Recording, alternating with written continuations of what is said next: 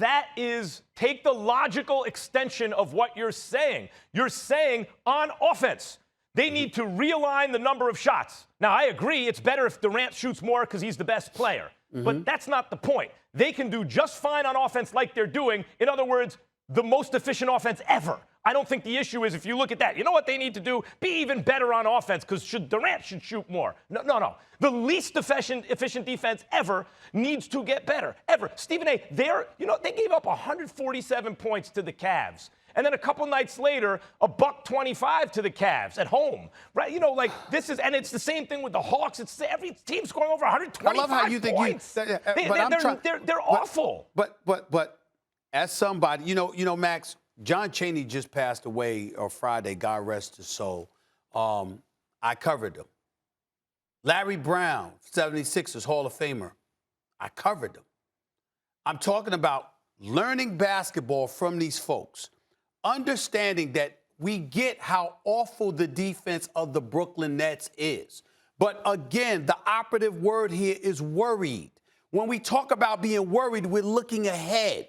And what I'm saying is, as awful as Brooklyn's defense is, I think it might get slightly better. Instead of being the 27th ranked defense, Max, by season's end, they might be the 24th ranked defense. Okay, it's not going to be earth shattering.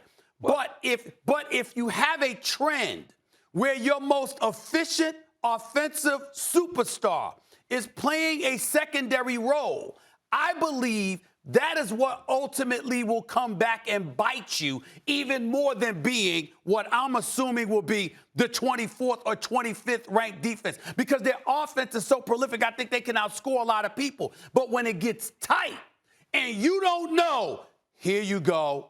Take us to the promised land because you think you can do it. I think that's the kind of thing that ultimately will haunt them when it counts.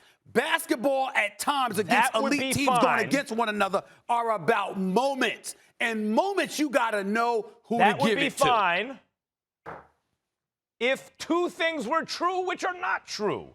Number one, the thing that's not true. They're 27th overall in defense since the start of the season. But Stephen A., since Harden got there, they're the worst ever. Not just this year, but ever. Okay? They'd be on track to be the worst ever. So that means their defense has gotten not a little bit worse, but actually a lot worse. They're not trending in that direction. And if your claim is yes, but eventually with enough time, remember, not normal season with practice and all that stuff, with enough time, they can get up to the 24th ranked defense when I just told you no one below 11 has ever won a championship.